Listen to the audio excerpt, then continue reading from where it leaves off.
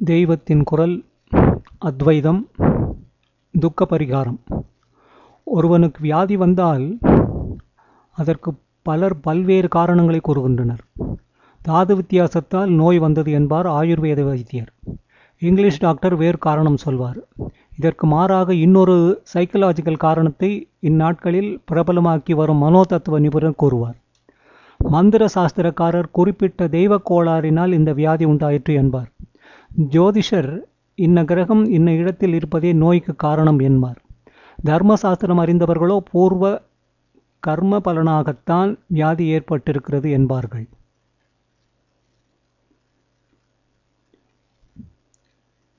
உண்மைதான் விளங்குகிறது. ஜடப்பிரபஞ்சம் இரண்டும் ஒரே மூலத்திலிருந்து தான் வந்ததால் ஜகத்துக்கு உள்ள இந்த வியாதி மனித வாழ்விலும் உண்டு. நம் செயலுக்கெல்லாம் நிச்சயமாக பிரதி உண்டு.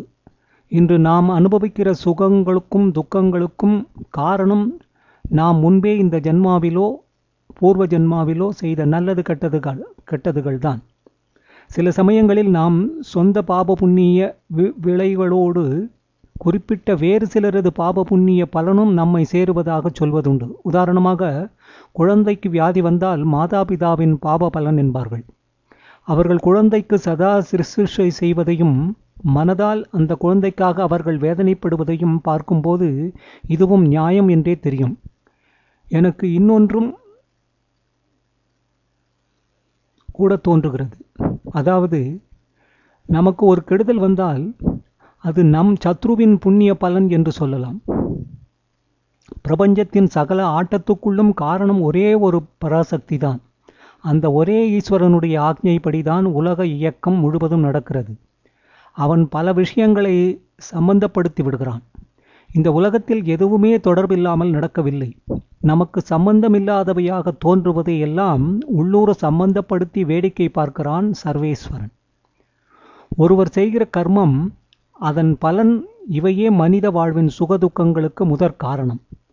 இதற்கே துணை காரணமாக அல்லது அடையாளமாக கிரகச்சாரம், தெய்வ குற்றம், ஆரோக்கிய குறைவு முதலியன அமைகின்றன. ஜாதக ரீதியில், வைத்திய ரீதியில், மாந்திரிக ரீதியில் எப்படி வேண்டுமானாலும் பரிகாரம் தேடிக்கொள்ளலாம்.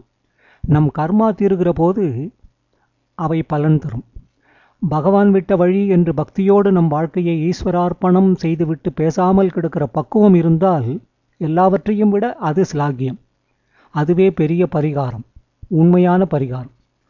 பூர்வ கர்ம சமாச்சாரம் எப்படி போனாலும் இனிமேலாவது கர்மபாரம் ஏறாமல் பார்த்து கொள்வதே முக்கியம். பழையதற்கு பரிகாரம் தேடுவதை விட புதிய சுமை சேராமல் பாவம் பண்ணாமல் வாழ்வதற்கு ஈஸ்வர துணை கொள்வதே முக்கியம். பூர்வ கர்மத்தால் இப்போது ஏற்பட்டுள்ள துக்கத்துக்கும் உண்மை பரிகாரம் ஈஸ்வர தியானம்தான். இனிமேல் துக்கத்துக்கு விதை போட்டு கொள்ளாமல் இருக்கிற உபாயமும் ஈஸ்வர தியானம்தான். துக்கம் தருவதாக இன்னொரு வஸ்துவே இல்லை என்ற அத்வைத அனுபவம் சிந்திப்பதே இதன் முடிந்த முடிவாக துக்க பரிகார நிலை.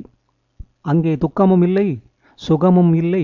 இரண்டுக்கும் ஆதாரமான சத்தியம் மட்டுமே ஸ்வயம் பிரகாசமாக இருக்கும்.